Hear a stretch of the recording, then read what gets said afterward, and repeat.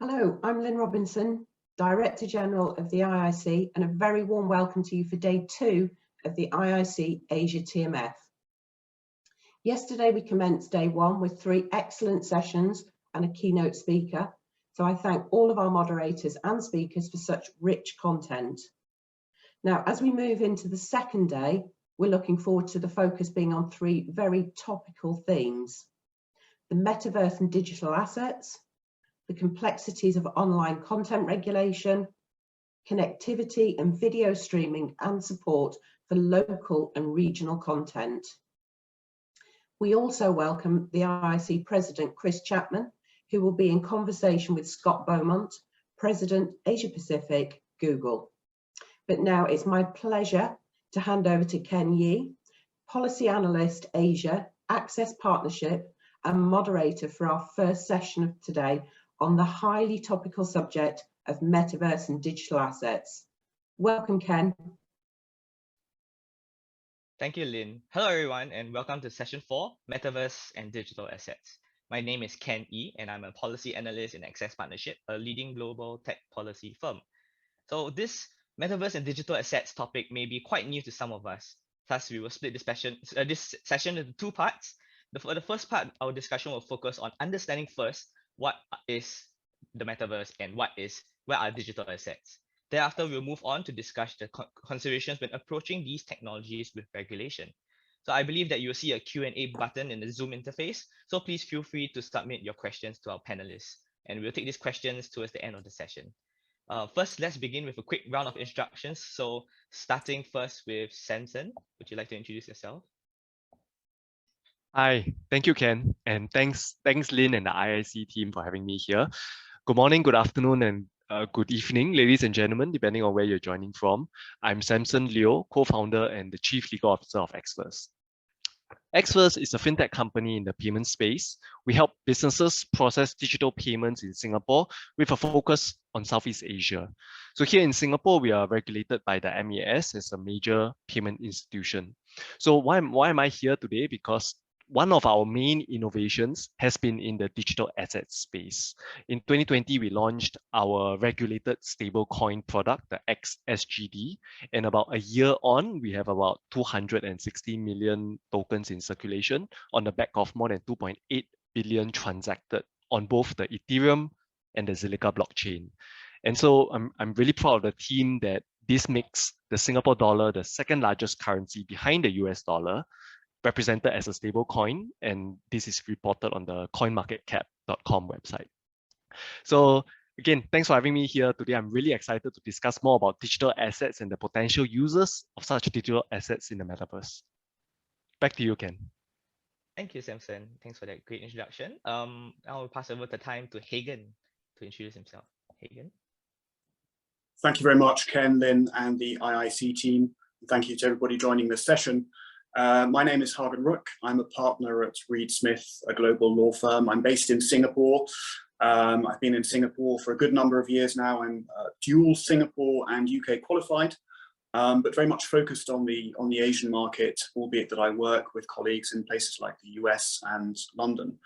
I would say over the years, my practice focus has really been fintech and payments, and over the last 24 to 36 months or so, that focus has really sharpened in the area of digital assets, where I now predominantly do a lot of work.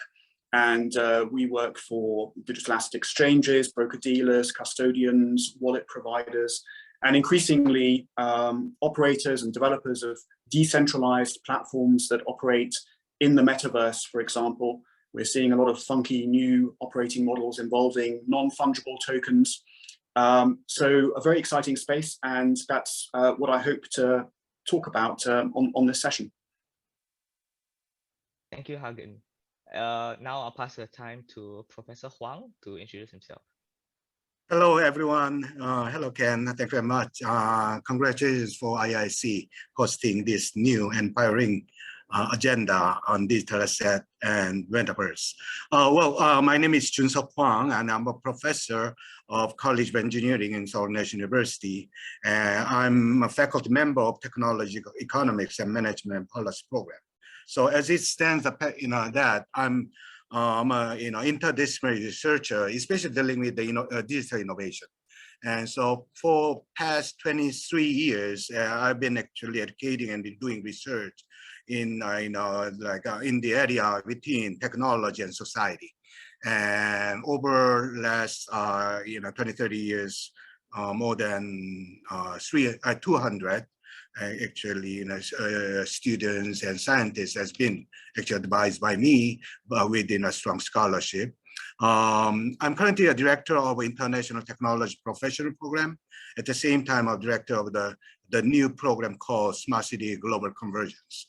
And here I'd like to say that what the data set and also the metaverse and other innovative technology has a meaning for our new civilization when we say the smart city and also digital platform, digital economy.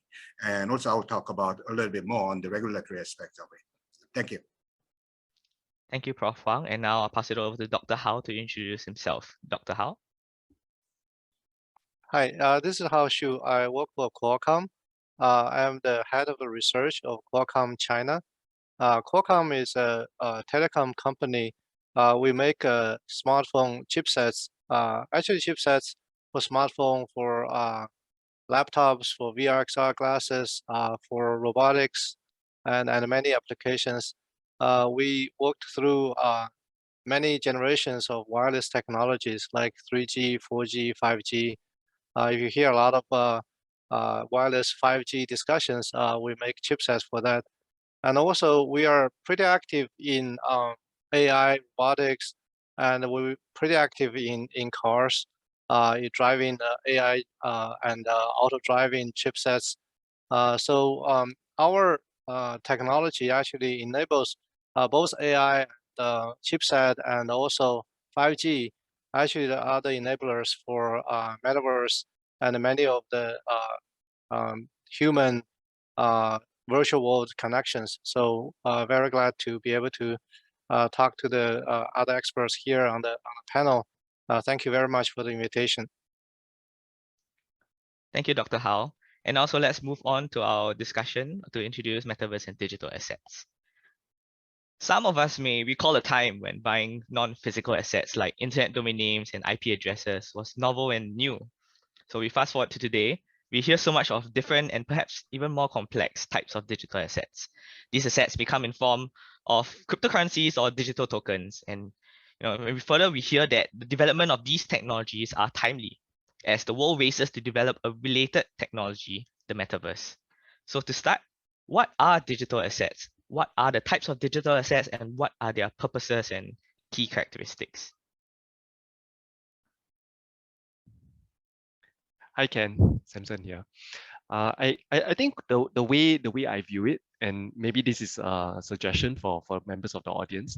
One way we can view digital assets, I mean, the term digital assets really encompasses a lot of items, right? We think back earlier in the day where internet domains, IP addresses, and all these are seen to be digital assets. One suggestion I have is we think of digital assets in the form of an intangible, non-physical asset as one class. So this will include things like files, digital files, not just limiting to intellectual property, but more like information, data. All of them form a kind of asset in and of itself. And then we got a second class, which are representations of ownership. Yeah, and that's where we see cryptocurrency or crypto coins being a very good way of straddling both, because depending on what specific crypto coin, it may be a representation of the intangible asset itself. Like our stable coin is a representation of a Sing dollar. Or you have like what Hagen mentioned earlier today about the NFTs, the non-fungible tokens, which are increasingly used as a representation of ownership of a particular artwork or a particular intellectual property. Yeah. So I find it useful to try to think of it from these two lenses, and the underlying technology or the specific applications may kind of fall into one or the other. Thanks, Sampson. So just to add on also, if a related question, what are NFTs and are they just digital artworks? What exactly is NFT? Wow. Okay. Wow. This one I definitely would like to hear Hagen's view on this. Yeah. But from my very simple view, I believe we've seen a video of it earlier on, or we weren't able to play the video earlier on. I think NFTs, there's a lot of hype about it. But if you could see an example of NFT, it's really just a picture. It's like a JPEG picture, fairly low resolution one at that. So the participants today on who are trading NFT or issuing the NFTs, the stated reason is that they confer a certain kind of intellectual property. It's a ownership of that JPEG artwork, that digital artwork. And I think that's how it's been positioned. Of course, the devil is always in the details. And this, I think this is a perfect segue to Hagen, who can share more with what he's been observing in the DeFi world and the NFT world. Thanks, Sampson. I would agree with that definition. I think non-fungible tokens can be defined by contrast with fungible tokens. So the way that we knew cryptocurrencies for the last sort of major part of the last 2 years, 3 years or so, was as quasi mediums of exchange or quasi commodities that we could invest in, where you would buy any number of cryptocurrencies and they would essentially all be interchangeable and exchangeable across the digital economy. That exchangeability exists with non-fungible tokens as well, but the key difference is that every single token, every single representation of an asset on the blockchain is unique, and that makes non-fungible tokens, very well suited to representations of ownership of things that are intended to be unique, like artworks, like pieces of media, like collectibles, where what you have is intended to have a value that is defined by reference to the fact that no one else has the same thing as you. What makes NFTs interesting as well is their programmability, because typically they exist on a blockchain that supports smart contracts. So a smart contract is essentially a piece of code that will auto-execute on certain conditions being fulfilled. So if, for example, an NFT is transferred from one holder to another, and this NFT represents an artwork, then that transfer, once verified and validated on the blockchain, here Ethereum, or could be Solana, something else, could trigger, for example, a payout of a royalty of some sort to the original artist. Or it could do many other things depending on how you program the NFT. So that programmability of NFTs introduces a whole range of possibilities in relation to that type of asset and a whole kind of economy that can be built around the asset. We're seeing NFTs being used not only to collect collectibles and artworks, but also in games, for example, where you can buy unique characters, and that then gives you the opportunity to earn additional other types of cryptocurrency in a gaming environment. So the possibilities are endless, really, and we're seeing a huge amount of creativity in this space. And Hagen, when you mentioned about the artwork, I think one thing that struck me was really thinking about physical pieces of art, right? Like physical pieces of art, and you're trading an NFT, which then represents the ownership of that physical piece of art. I've seen some clients of ours who are discussing about having NFTs for specific bottles of wine, like a specific year, like a 1897 whiskey. Then I'm like, oh, okay, that sounds really interesting. It used to be that you had to track the lineage and the provenance of the wine all the way back to the vineyard, and they could only do it in casks, a huge cask or gigantic containers. But now with the idea of representing it on an NFT, you're able to track it down bottle by bottle and exactly like you say, right, transfer it and trade it. Yeah. So I think that's on the physical aspect of it. But I think what's also really interesting that you mentioned, like the artwork of it moving online into the gaming world, even without the physical representation of the art, or without the physical canvas, you have a lot of art today that is generated online, right? And it's in the form of a JPEG, or it's in the form of a GIF, or in the form of a PNG. And these would arguably also be protected by copyright law, right? And so the artist or the owner of that JPEG may now want to represent the ownership of this JPEG in the form of an NFT and have it in the art gallery in his metaverse, where he can see it, just like how we hang a physical painting on the wall. He sees it with that JPEG on his wall, and he has the corresponding NFT to say, I own it. This is an original one, not a copy. Yeah. Yeah, I mean, agreed. Yeah, what do you think? I think that's a really fascinating aspect of NFTs, which gives rise to a lot of questions. I mean, being a lawyer, I think about this from a legal perspective. And the question really is, if you have an NFT that represents something, it could be a bottle of wine, it could be an artwork, it could be a character in a game. And, you know, you think that you've acquired this because you have, you know, some unique kind of inscription allocated to you on the underlying blockchain. But how does that actually really relate to the legal position? You mentioned copyright.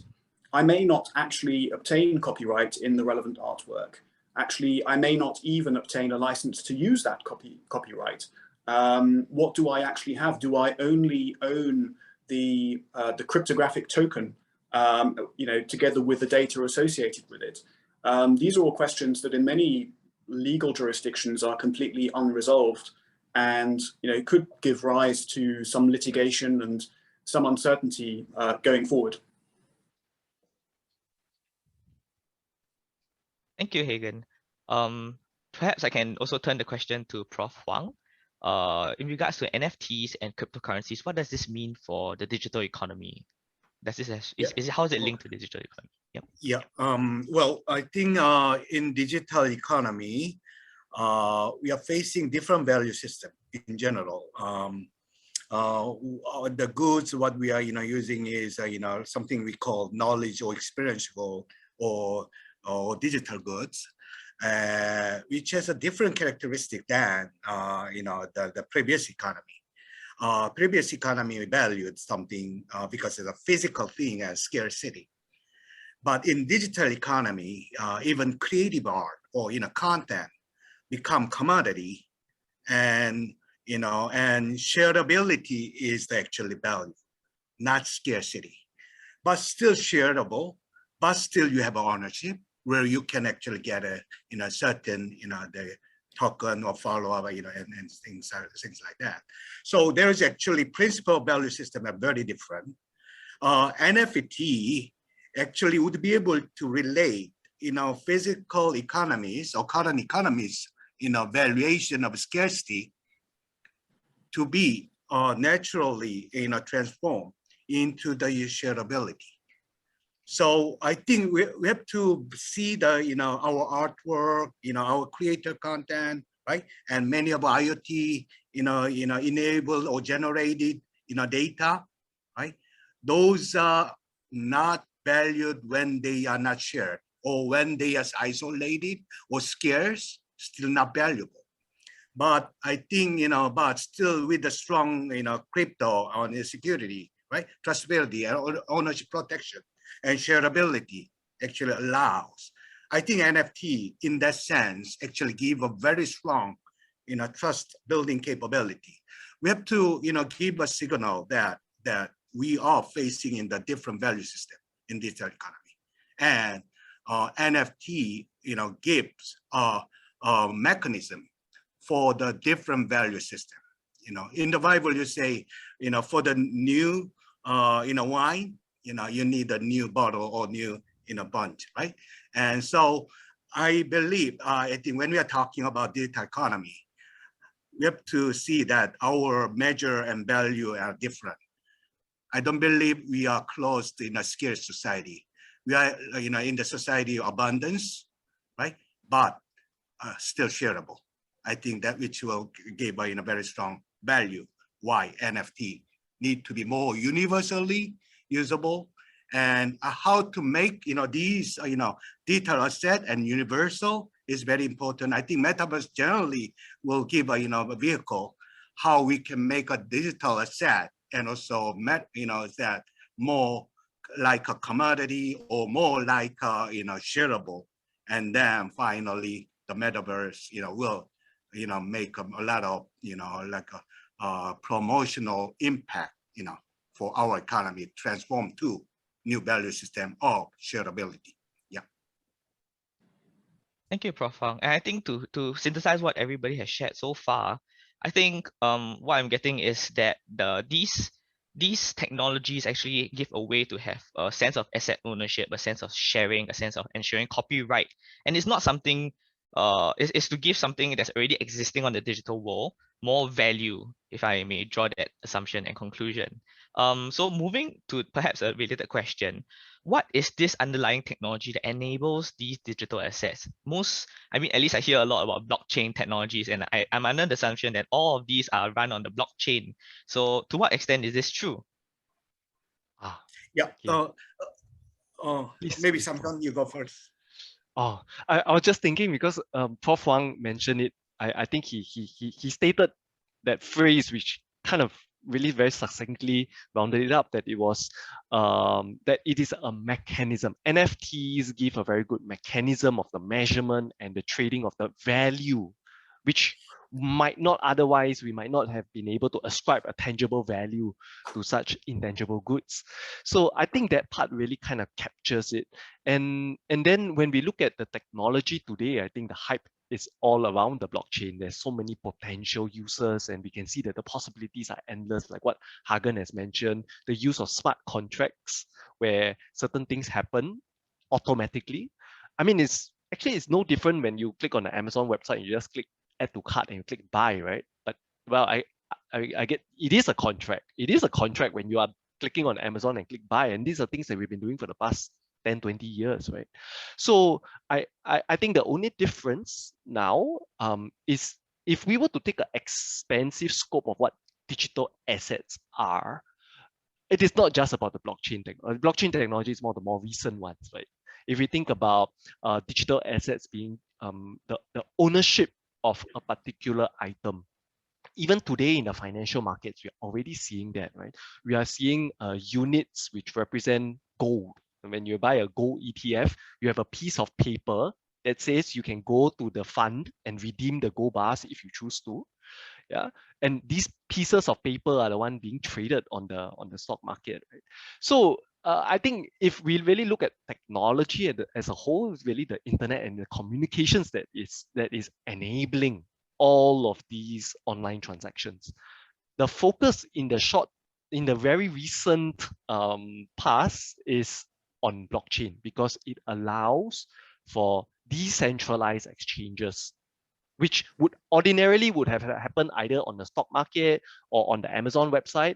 But today, you as a participant can go in without having to use any of these intermediaries to perform the transaction that could be as easy as a trade, a share transaction, or like what Hagen has mentioned, an automatic program of royalties, that every time someone chooses to use it, you as the content owner get a cut of it. And I think that's what the blockchain technology allows for, right? It allows for transparency and it allows for decentralization, and that's why the promise has been so much discussed in the recent times. Yeah, if I'm extending Sampson's discussion, I'm totally agree with him. And so we are doing massive thing in real time. So there is time is very important, time value. What, and there's, when we say some property, which are shareable, which I say, the assets and commodity, both of them are, shareable. But I think assets a point of view is that where we save, invest, and time values are very important for the asset point of view. But in commodity, current value is actually very important in that. So, we have, and consumption point of the, there's a commodity. So when we talk about digital assets, how we do the, time value that integrated, including real time, right?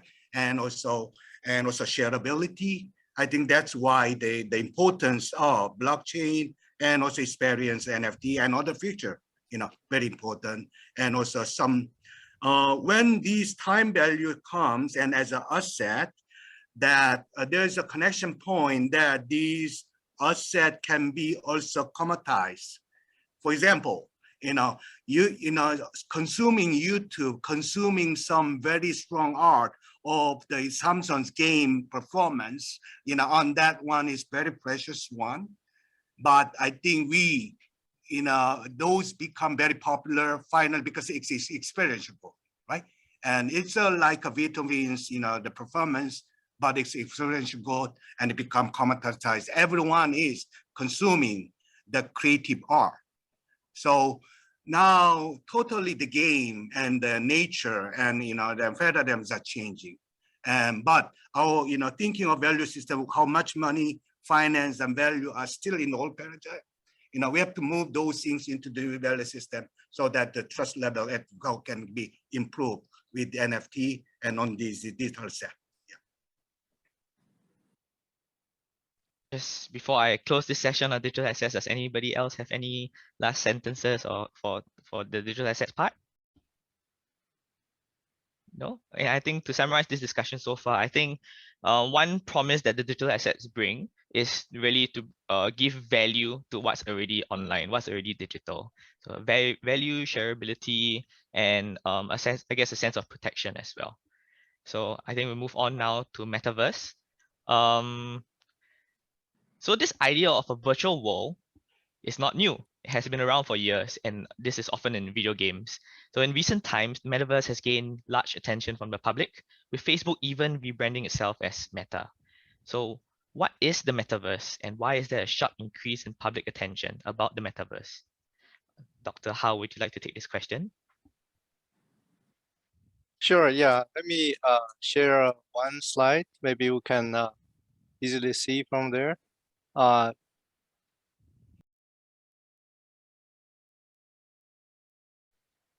Yes. Yep. Okay, so yeah, actually, we recent years we talk more about the metaverse. Essentially, we dealing with different world's definition. We all know quite well the physical world because we live in a physical world.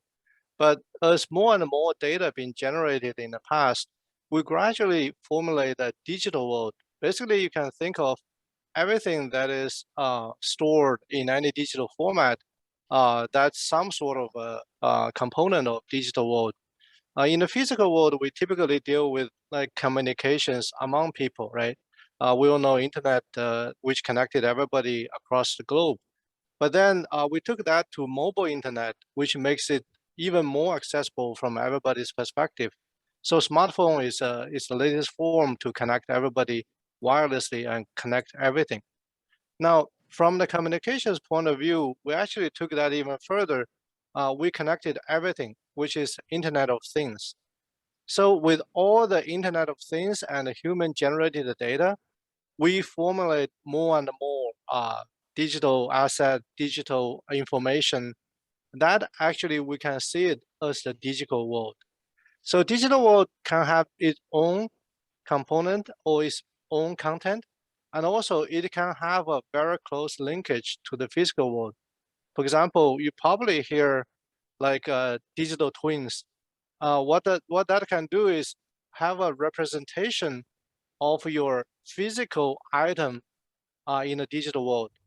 One use case you can think of is, for example, you have a car which drives in the road.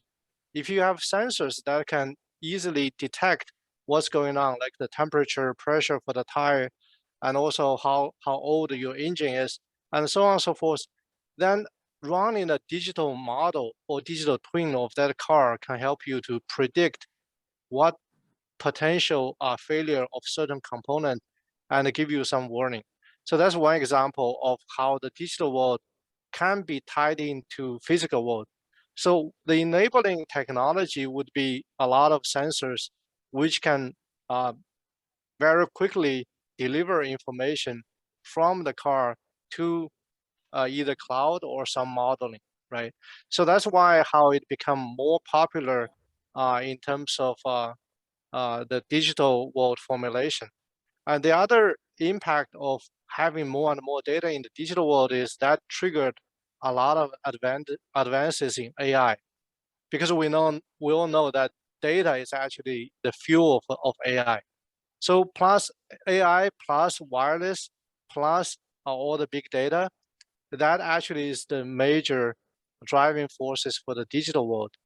Now let's take a look at the third world, which is the virtual world, because now we actually expanding.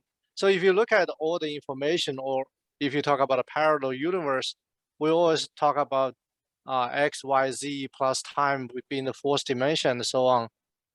So in the virtual world, we actually can, using, for example, VR or AR glasses, we will be able to sense a 3D version of whatever content we see, right? In the digital world, maybe you can have a 2D representation of the world, but in the virtual world, you actually have much better sense. Right now, you can see like 3D version, but in the future, you can even enable more senses into this virtual world. So in the virtual world, then like what we just discussed in the last session, we can have even its own society, have its own digital currency. But beyond that, we can also have a lot of other applications which we're already familiar with. Like you can do a lot of gaming with VR XR. You can have like education with like 3D. You can pull things apart. You can even have like own your assets in the digital world. So in the virtual world. So with all that combined, the merging of physical, digital, and the virtual world created a lot of potentials for the future technology. For example, VR XR glasses, actually that's one easiest interface connecting your physical world with some virtual world, right? Through the VR XR glasses, you will be able to see another world. For example, you can, like we can have a lot of connections or the video call like this. You can have a virtual room where people have their avatars meeting with each other. Like I have seen VR XR glasses enabling when you're having a breakfast, you can have somebody, you take on your VR glasses, or like AR glasses, you will see a live 3D the image of somebody telling you all the news or telling you all the weather and so on. And you walk around, she will just be like a digital person being there.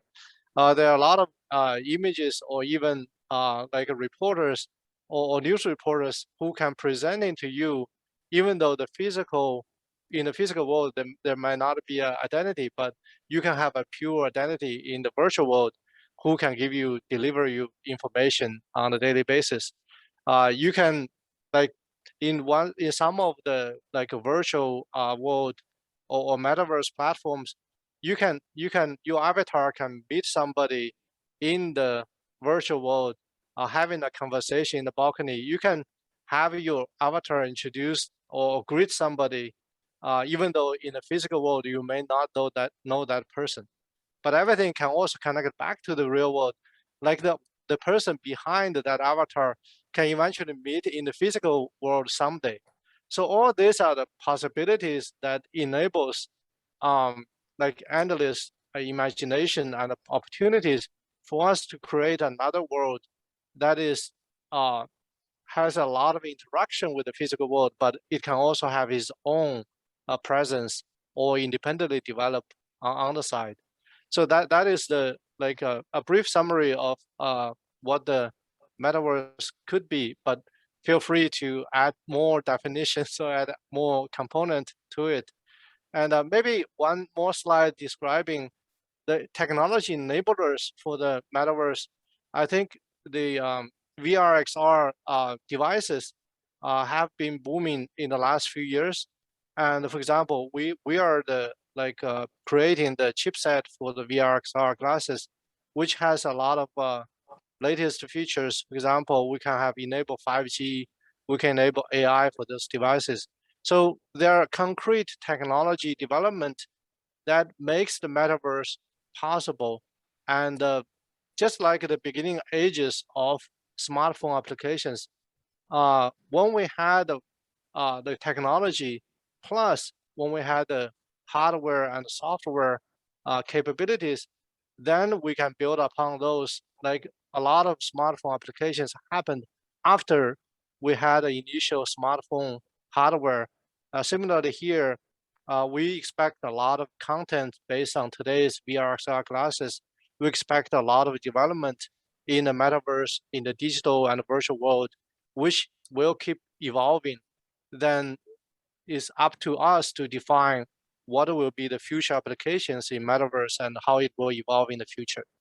So yeah, feel free to add on. Dr. Hao, since I got you here, right, as heading up the Qualcomm initiatives, right, since I got you here, I think all of us, we hear the AR, the devices, the visors, and the AR the items that we got to wear to see the metaverse. But I just want to show you this, yeah. And I think all of us have a different version. Mine is probably the most primitive, generation 1. So I've got to wear something like this, yeah, Dr. Hao. This huge thing that's gonna go over my face.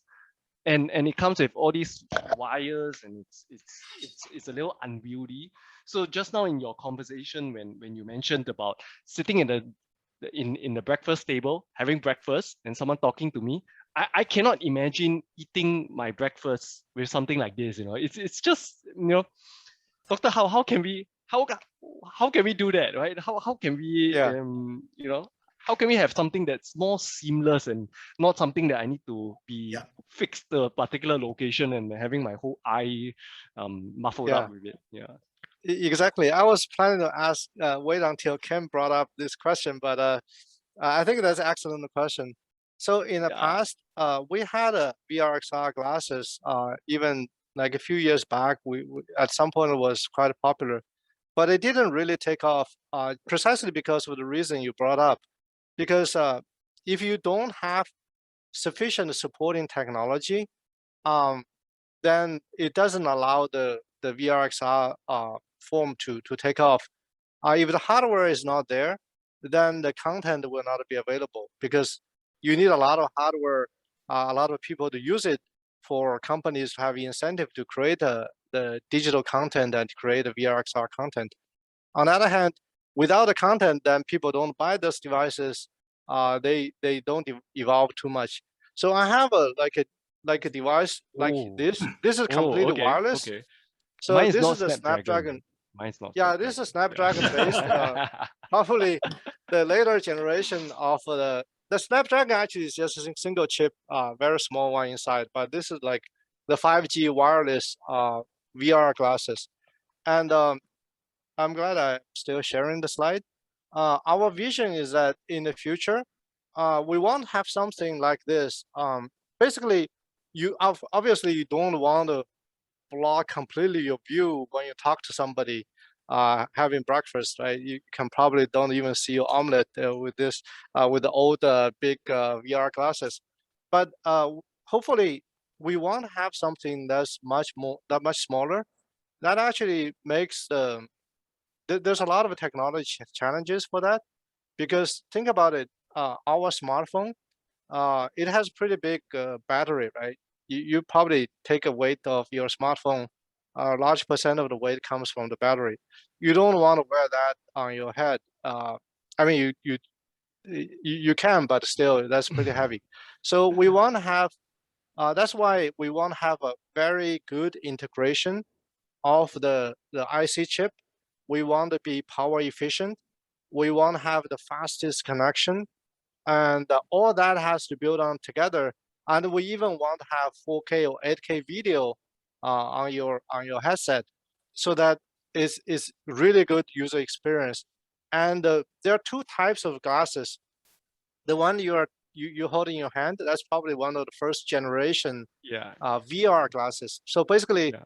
the virtual reality is the one that you want to look at the screen and don't see anything else.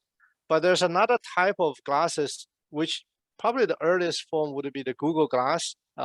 It came out a few years back, but it was ahead of its time. Right now, more and more AR glasses are coming out as well. So basically, you can still see through, but it has augmented reality on your glasses to help you getting more information. In some glasses, you can even like turn on the mode where you can just focus on the virtual world, and you can transition back and forth between the virtual world and also the real world. The augmented reality glasses typically are much smaller, and we're actually working hard to reduce the size of the VR XR glasses. We also provide a lot of technology support, like all the VR XR glasses here. All of them are on the market right now. Like for example, you can find the Oculus Quest, Oculus Quest 2, and you can have Pico. Actually, I have also a Pico device here. Then also you have other AR glasses like this one, the Shadow Creator, Unreal. Those are smaller form factor glasses. Our goal is to like Metaverse is still evolving every day, and technology similarly is evolving every day. If you think about the first generation smartphone, it was like a brick, right? You have to hold it, and not everybody can afford that. It was like a few $1,000s at least per phone, and it was huge. It was like a really Asian brick. But that's the first generation. By now, everybody has a smartphone, which is much smaller. There are some folded phones. You have like a rounded screen, everything, right? It completely took off. Similarly, for VR XR glasses, we imagine the technology evolves and the form factor will reduce quite a bit in the future as we come up with more and more applications, and more, like all the big companies now are manufacturing the VR XR glasses. So the cost, the power consumption, the quality of the video, everything will evolve rapidly in the coming years. Prof. Huang, I think your hand's up. Yeah. Well, I think I'd like to go back to, because Dr. Howard might need to add any definition of the metaverse. Well, I think I'd like to think about the word of metaverse from the point of metaphysics, which Aristotle actually invented when he's classifying all the knowledges, for the universe and university. And so when we say meta, that is something either beyond or hyper or more, but also there's another point, that connectivity. Metadata represent, one part of the world to be connected, classified to the other, And so here comes to the, why it's important IIC and for Qualcomm. Metaverse is about the connectivity. And this is, that we are the glass, he mentioned Oculus, right? Oculus, I think because of that. So Oculus Quest 2 and by Meta. So now wireless. Oh no, I think we lost. Two universe or multiple universe actually representing. One is human. Human itself is a universe. And also the actual universe. So there are a lot of multiverse and universe. Those are connected. So, and metaverse represent not only the glasses and IoT, our gloves, which will allow me to, point on something and then make it, or maybe even I can feel the touching feeling of the desk without really touching it. And so there are a lot of connectivity issues, and metaverse would be able to allow me to experience. I will wear meta clothing, and which will allow me to, do something else. So we have a lot of cognitive interface as a one universe. certainly my subjective feeling might be different, slightly different from Hagen and how, because we are all differently created. But I think still it is connected because of our metaverse, the technology, a concept.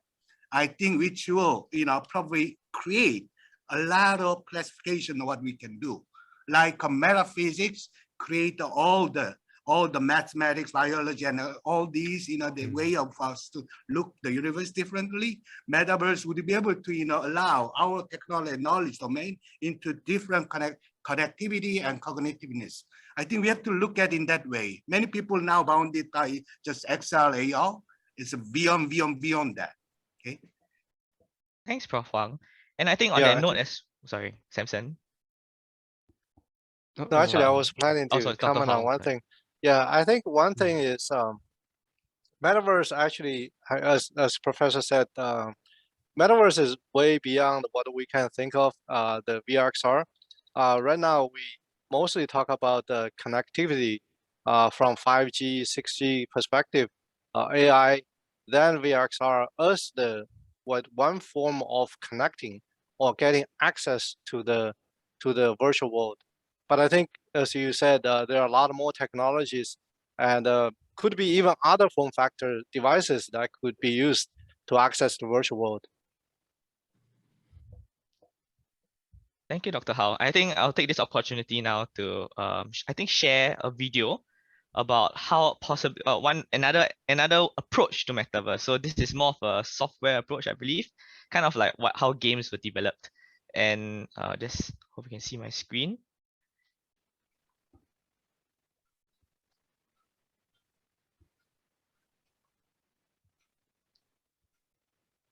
Like cartoon, yeah.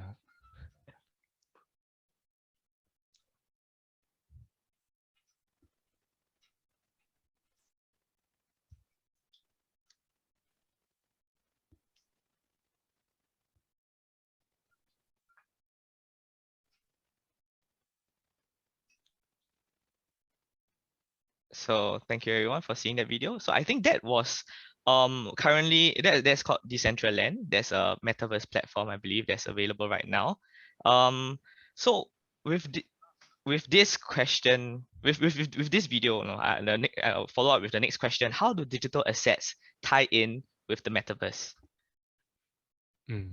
Well, so Ken, I think you asked a very good question. If we see that video, there were a few snapshots of that video. I'm not sure if we can pull it up. There was a few paintings on the wall. Yeah, if we could just hit back to that video and see. That's today how NFTs are being flaunted, right, by the owners, right, the people who own it. Yeah. So I think it's slightly yeah, there we go. There we go. So someone, yeah, so you see all these characters here. This is like what Prof. Huang was talking about, like the avatars, right? The representation of each of us in the online world. So that's where all the people are talking to each other.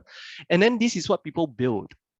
They build a house, or they build a virtual space, right? And then they hang on this artwork, or they put all these pictures on their wall, much like how we would do it for our own house, right? Where we put up paintings, so we put photos of ourselves and our photos of our family on the wall. So today, NFTs, this is how people flaunt their NFTs, right? Much like how if you have a very nice painting, you want to put it somewhere where you can see where you are at, where you invite your guests to come into your space and see your house. And I think that's where the digital assets coincide, right? Like what Prof. Huang has mentioned, the NFTs and blockchain technology and even metaverse, it is a technology enabler of something that's already happening today. So today, if I walk into an art gallery and I see this and I look at that horse, that horse statue, or that thing that looks like a horse that's sitting in the middle, and I want to buy it. I want to buy it and I'll bring it home, right? What do I do? I go up to the clerk, or I go up to the gallery representative and say, hey, I want to buy that, right? And then he will ask me for a check or maybe a credit card, probably credit card probably will bust my limit. He'll probably ask me for a check. I'll have to write a check, I'll pass it to him, and then he'll deliver the statue over to my house. And this is how it happens in real life, right? I'm probably oversimplifying it a lot.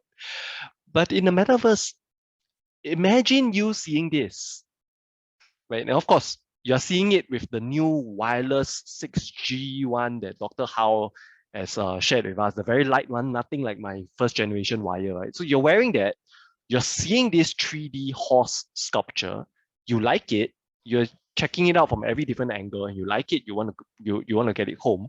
You see another avatar representing maybe the employee or the owner of the statue, and you know he's the owner because he owns the NFT that represents this statue.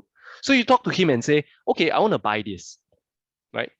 Then what happens next? Do I go and like, okay, disconnect, log out, go and write a check and post it and mail it over? That doesn't work, right? And that's where the digital assets come in. If the ownership of assets are already represented in the form of a token, it makes sense for fiat currency and mediums of exchange to also equally be represented. And I think that's a large part of what cryptocurrencies are today. So imagine I go up to this guy, this avatar in this 3D world. I go up to him and say, okay, I'm going to transfer you. I'll just tap something. I'll transfer him the Ethereum. I'll transfer him the XSGD. I'll transfer him the Bitcoin. And he has to transfer the NFT back to me, right? Because it's powered by Hagen's smart contract. He has to. I put in the token, I definitely get the NFT. And now with the NFT, I own it. I go back to my house, I plonk the statue wherever I like to see it. And I think that's the future. And that's why we see the digital asset space really moving in to the metaverse. Because right now it's really just ones and zeros and a chart of the Bitcoin price going up and down, right? And that's not something we experience. I think the metaverse adds this whole experiential layer, which makes the asset a lot more something that you can relate to rather than it just purely being a speculative instrument that goes up and down in price. Yeah, I have some thoughts on that as well. I think that's very eloquently put by Sampson. I might add that I'm probably the only person in this session who doesn't own a 3D headset. I will probably just wait until the experience becomes fully immersive, you know, a little bit like the Star Trek holodeck or the Matrix, where I don't even need a device to actually immerse myself. Hopefully that won't be too long from now, but I'm sure that Dr. Howe's working on it. I would say that, you know, the intersection between digital assets and the metaverse is a really interesting one. And I think one thing that has sort of come out of Dr. Howe's presentation is that the metaverse isn't limited only to, you know, the blockchain-based space. There is also an interaction to some degree with the physical space. There's a virtual element. Some aspects of what happens in the metaverse will use, you know, conventional internet technology that we've known for a long time, and there may not be that much dependency on the blockchain. But to the extent that the blockchain comes in, I think, as Sampson has said, there is a transactional element, and virtual assets can, you know, form that transaction currency in the virtual space. In particular, in environments like Decentraland, which are themselves built on the blockchain. And so what does that mean? Decentraland is effectively a decentralized protocol. It is entirely smart contract based, and it actually is governed by a collective community of people who use tokens also to exercise governance rights in relation to that virtual world. So the concept of a digital token is closely tied in with, you know, an ability to exercise governance over blockchain-based platforms, not only transacting within a virtual world. So it's almost like a step removed. You kind of move out of Decentraland and see who the people outside it are who were kind of shaping it and building it. And again, digital assets are key in giving you that entitlement to co-decide how that world will be shaped. We see that not only with Decentraland, we see that also with various other DeFi protocols outside the metaverse. For example, Compound or Aave, etc. All of that is decentralized finance. It's a little bit more specialized when it comes to the use case compared with the metaverse itself, which is a broader kind of concept. So I would say that digital assets tie in with the concept of having a decentralized, disintermediated world where we're no longer relying on central bodies, central institutions, governments to basically prescribe how we conduct our affairs, how we transact. And there is something fundamentally democratic about a blockchain-based, digital assets-based Decentraland. There's a whole ethos that goes with it. If you speak to people who are in that space, who create these protocols, they are not only thinking about how they can make money, they also have I think they're technologists, right? They're visionaries, and they have an idea as to how these things should work and how we move into this more kind of completely disintermediated and democratized kind of space. So I would say that digital assets are sort of key in allowing us to achieve that. But the metaverse doesn't rely solely on digital assets either. Yep. Huang, I see your hand. Yep. Yeah. So, well, I think also I'd like to give some interpretation of how to bridge digital asset with the metaverse. Let me go back to my definition. Metaverse is about the connection, but this connectivity is not only about for the visible thing, also invisible, our mental, our cognition, our thinking, our knowledge, our expression, right? Our feeling in the heart, and even our memory and our imagination. And how those are connected with some clothing that I have, how those are connected with that thing, and how I feel can be directly, shareable with Sampson, and then Sampson can, give me feedback or something, sometime, we share. So I believe this will be possible, and because we already have a word called metaverse. How to define metaverse will create the word of the metaverse. But I think what I say is truly right, from the point of an information scientist. And so in such sense, then when we are dealing with these, connectivity, and then in such way, invisible, tangible, intangible way, and then sensor, right? And also media, right? Hardware and software, right? So all integrity convergence technology in a sense.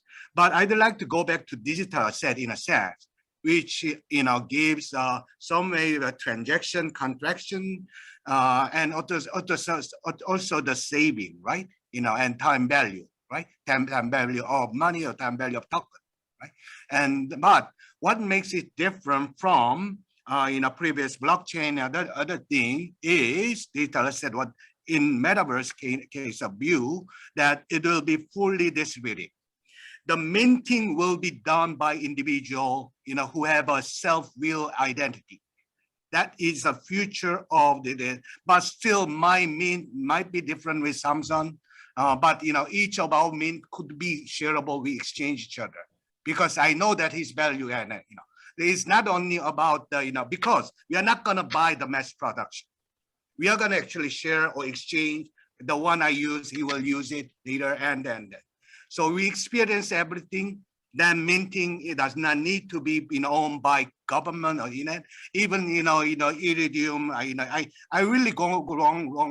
Don't want to go with the wrong way of current blockchain and Bitcoin, because NFT is individual minting, and our technology will allow, and individual minting will create what we say really the value of meta. Okay. And then finally, everyone will have like same capability, the same actualization possible. I think these fully distributed individual minting with the transaction contract, I think with that design, how internet supports, how connectivity and 5G and 6G supports, how our cognitive radio support would be very important things to discuss. That's why IIC and even regulator, should think, would you allow individual minting And that means how the government will trust individual in what level. Generally, we regulate because we don't trust individual. But I think with in the high end of the humanity, that humans are most desirable final goal, and government should support and trust us as an individual, our faith, invisible thinking. So I think someone say I will definitely get the Sampson's mint, right? Thank you. As long as so I really strongly say that someone say that in the middleman or third party, right, bartering or minting, right, and like a iridium, no, you are not NFT. Okay, what we are talking about digital asset with the minting with the metaverse, then finally individual minting will be, and so that's my expression. Yeah. Thank you, Prof. Huang. And now I think before we go into regulations, which I think Prof. Huang has touched a little bit on already, I just wanted to ask one last question for Metaverse. So do you think there will be a Metaverse, or will it be the Metaverse? Would there be many Metaverses, or will there just be one Metaverse? I think my question comes from, because of my experience with the internet, we know the internet is one internet, right? So will it be many Metaverses or one Metaverse? Thoughts? Yep. Well, someone should. It's like you're asking me, is there one social media or is there many? Is there like, you have one Facebook, but then you have one Instagram, but then you have one TikTok, and then you have one Snapchat. So I think the platforms in which people choose to interact with each other is going to be dynamic.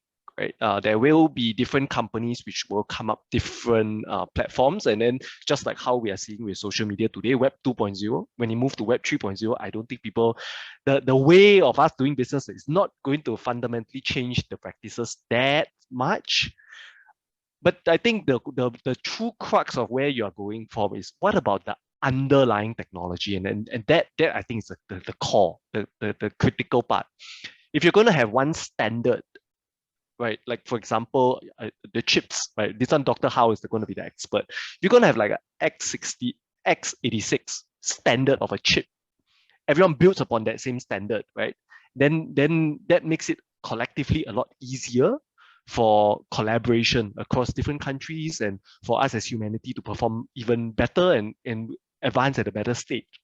So your metaverse won't look like that I wouldn't even dare to call that 3D. I think it's 3D, but it looks like it really came out of a cartoon. I think today's games, even the games visuals are even way better than that, right?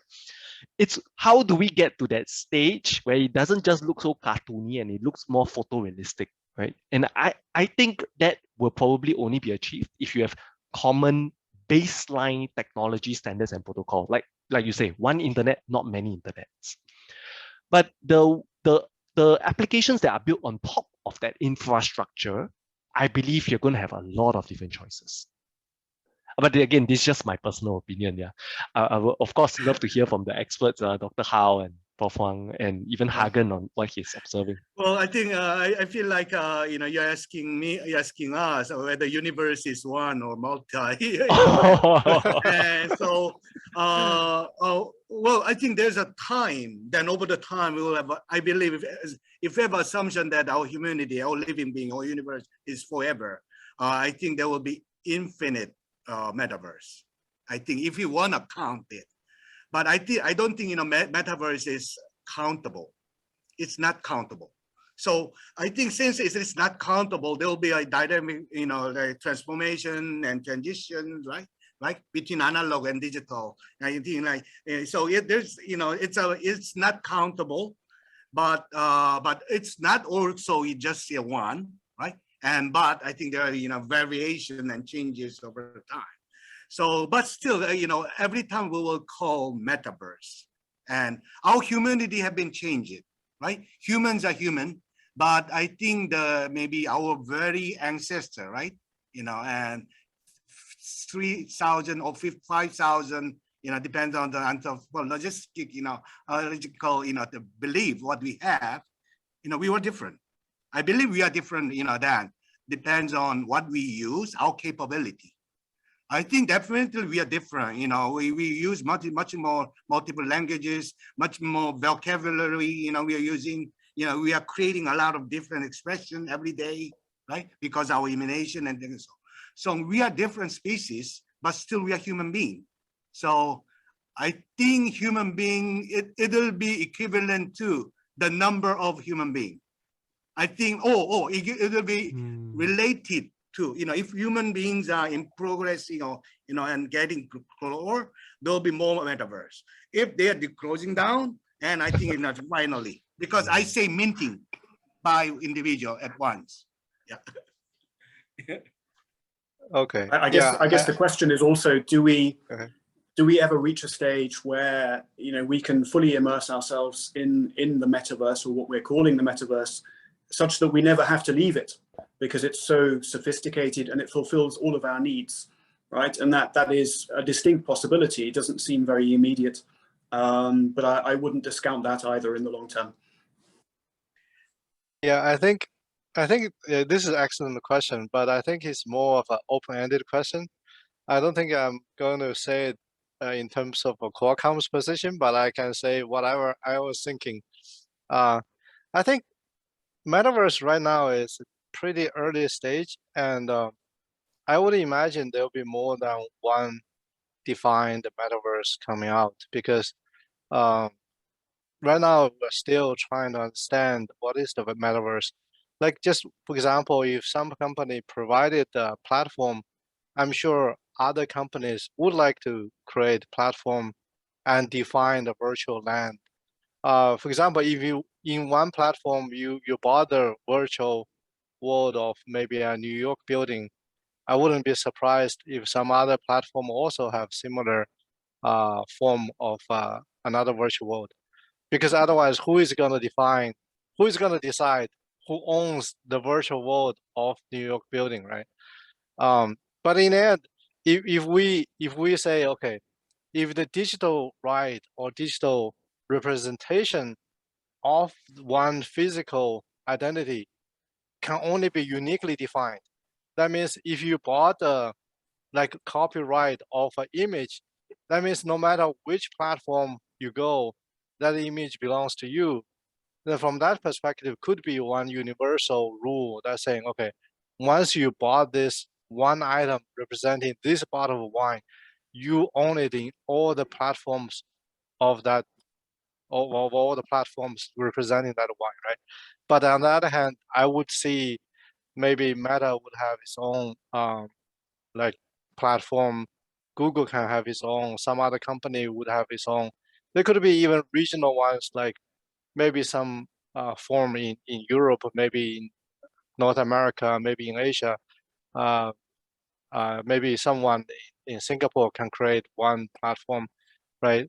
I would imagine there will be multiple selections of such platforms.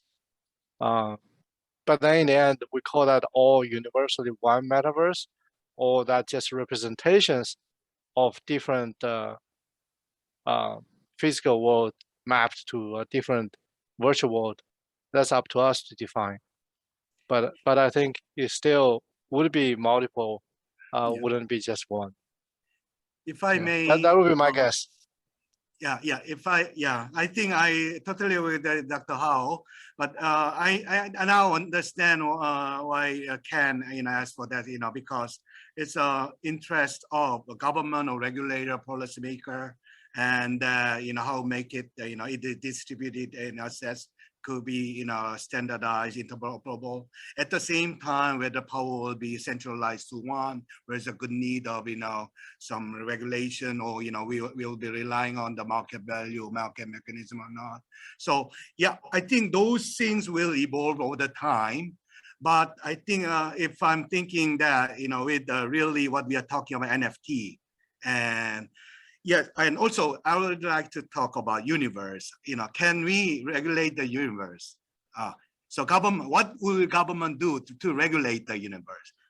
But I think government or our society, our public is not regulating, but doing our best to understand the universe or manage the universe in a way that human race can survive or make it better.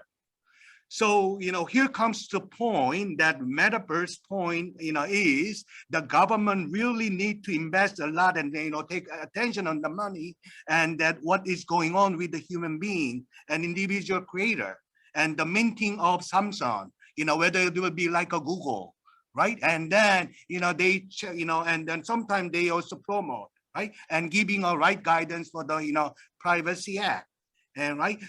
Government understand me? Or new election will understand me, when having my, vote for the election or what my, favor to them. Are they listening? Are they listening to the, Metaverse is a word they have to learn, understand, and like a universe. Otherwise, you cannot face for the, climate changes. You cannot, solve the problem of social, inequality, what we are having, right? So I don't believe, they can do just large affair. There are these the technology. Then they are not interested in, listening what the word that universe we are creating, and then finally they cannot catch up. They try to just regulate it, very old-fashioned. Finally, I think it'll be very jeopardizing, for all the innovator who made the effort, and the public would not understand, It will be very complex if they want to catch up later. So it's better for us to let them to learn and then do, and like, study our universe. Yeah, I think, any country really invest on the education and research, right? And also, because they want to learn about the universe and also human beings.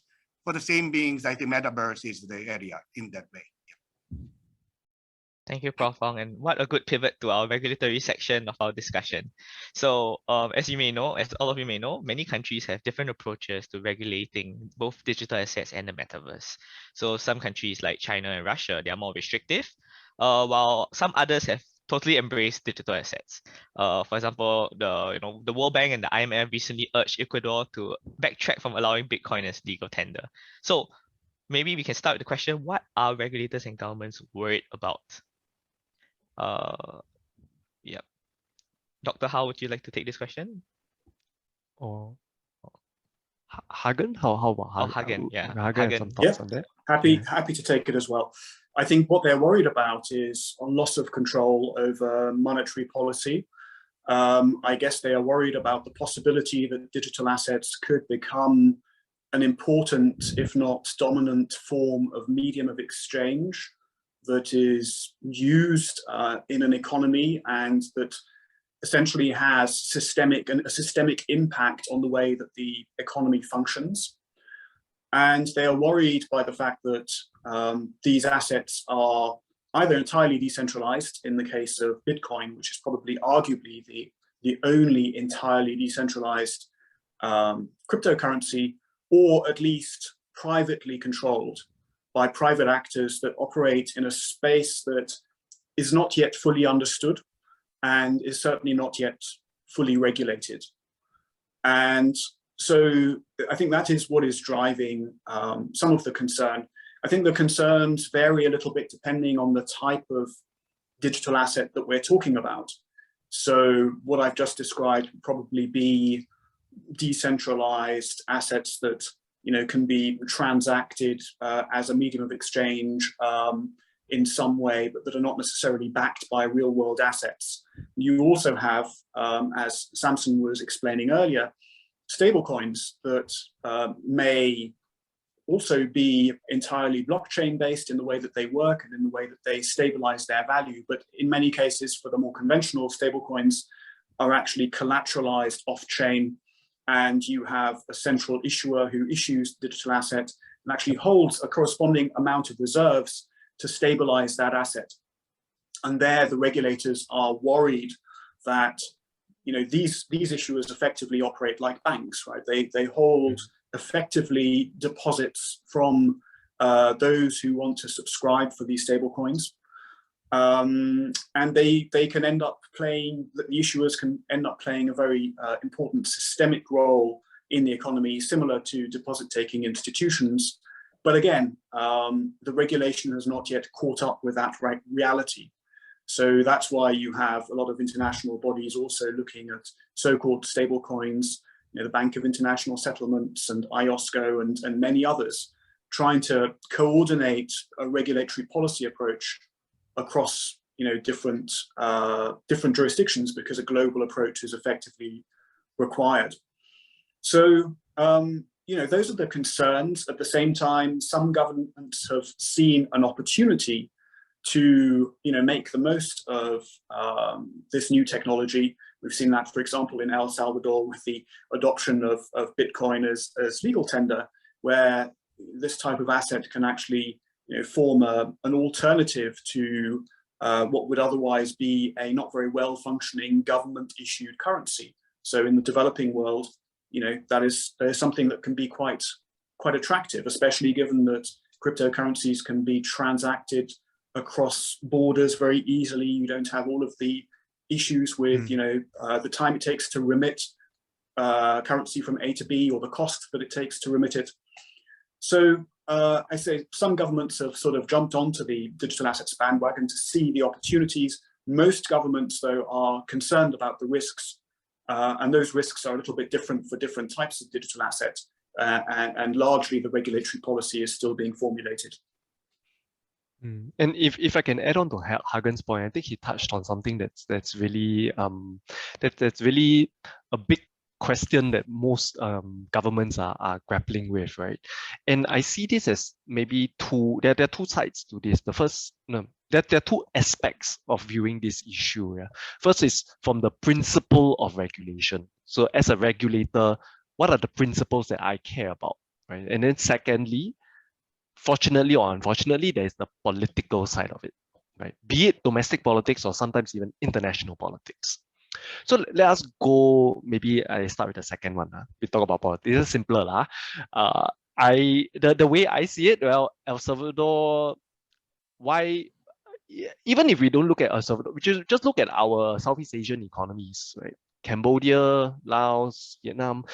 Cambodia, when I was there as a tourist 10 years ago, I paid everything using US dollars, not even their local currency, not the crud, I think. I'm not sure how to pronounce it, and because I didn't even change it. All I knew was that when I was in Cambodia, I just spent US dollars, right?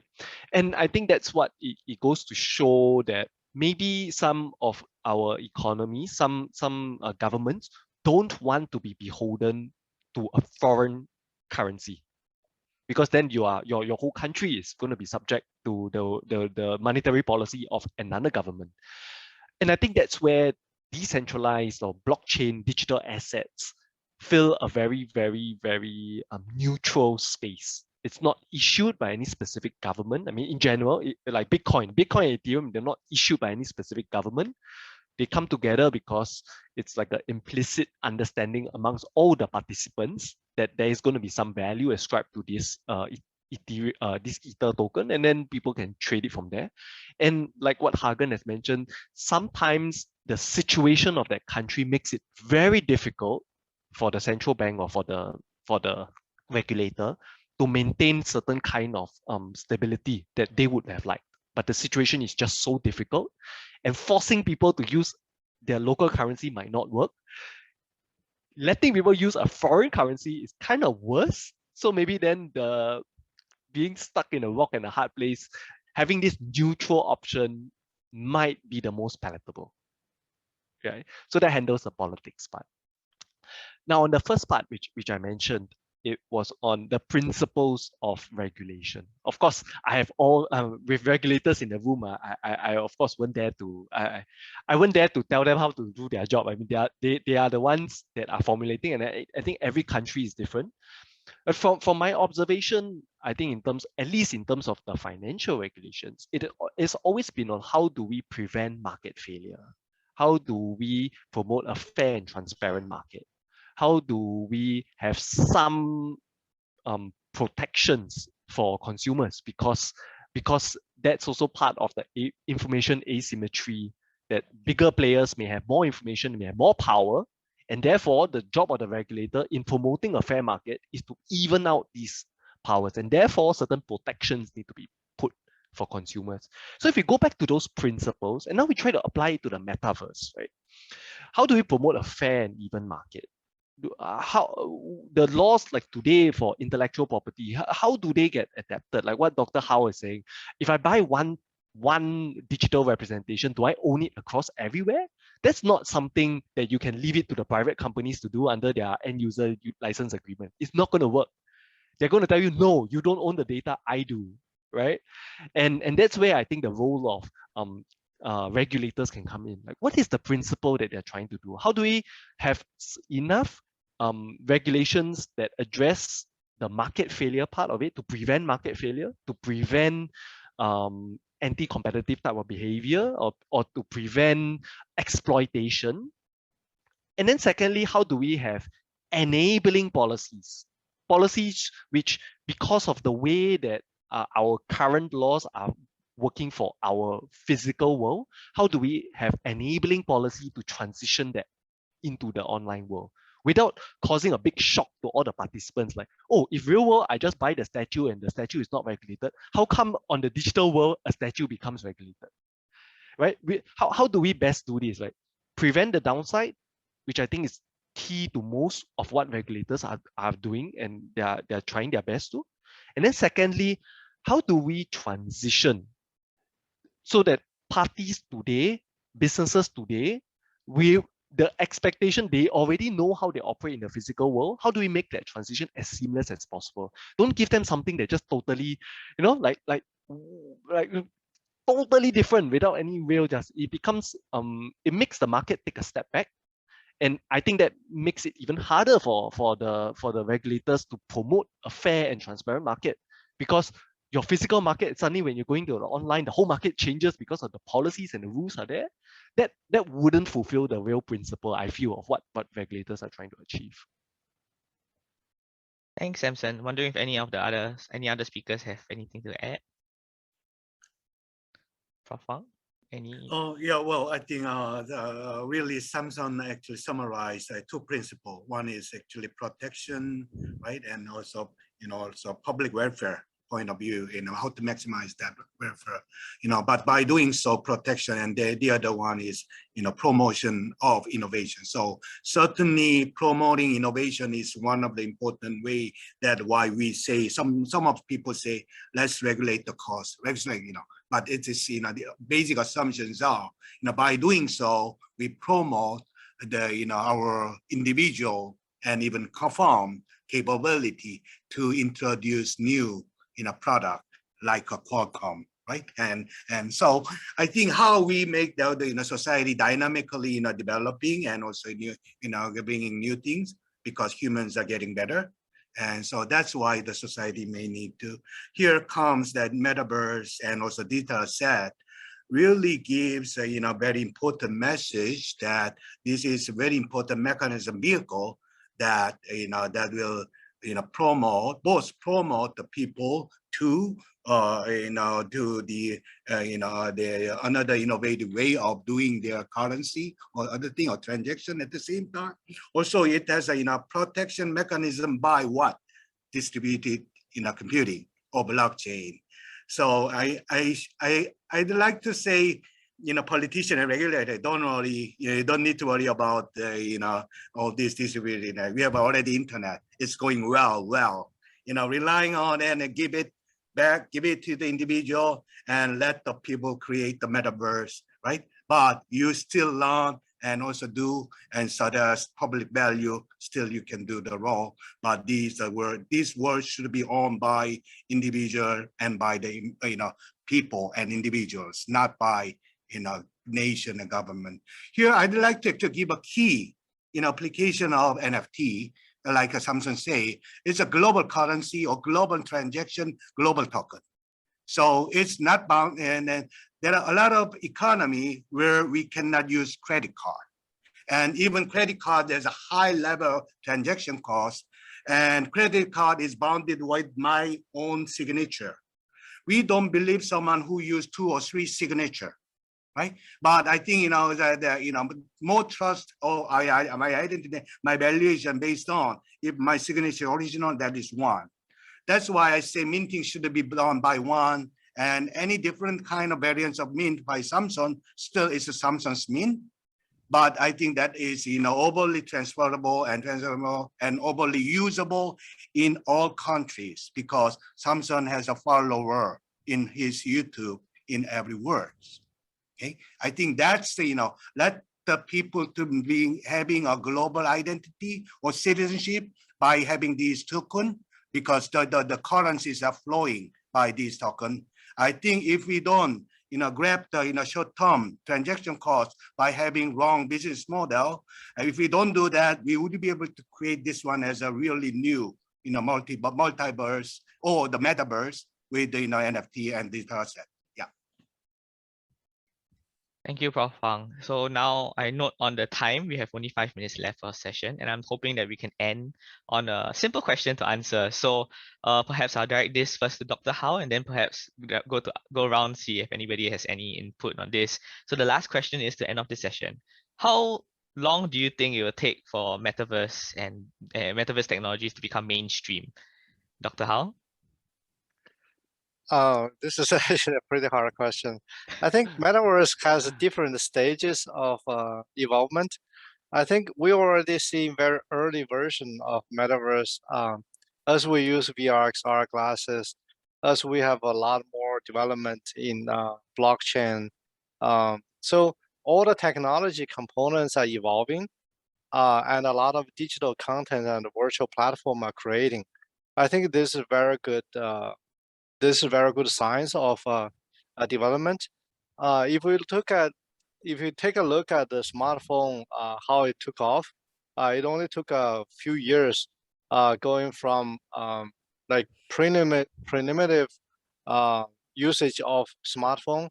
Like in the early, let's not talk about 1G or 2G of smartphone. We talk about 3G start.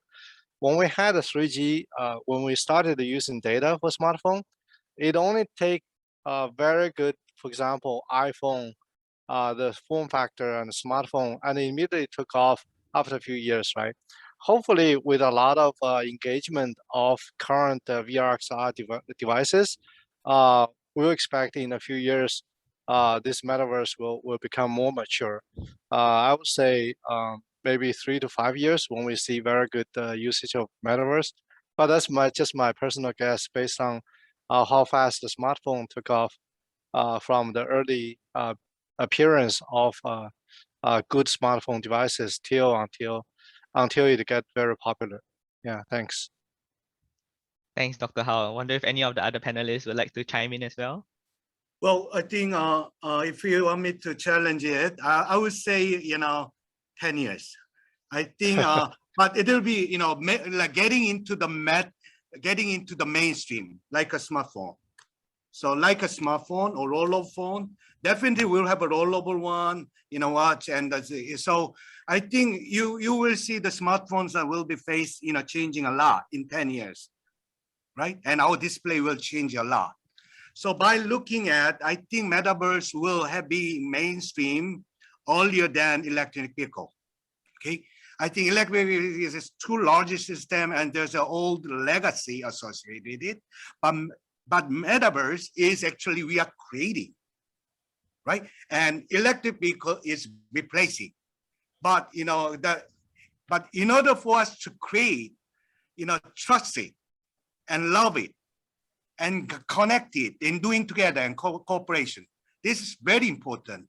I think IIC is very important because you create the international collaboration platform, and where we have a global expert working together.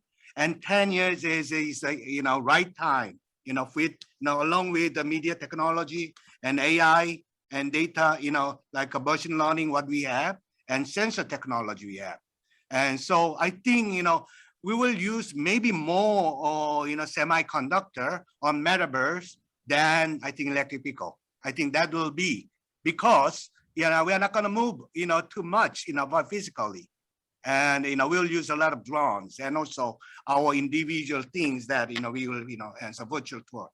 And so I think it will be earlier than 2030 will be the with the UN SDG really fulfilled with maybe 50% as it was planned. but Metaverse will be at least 50% of our media, like a smartphone. 10 years.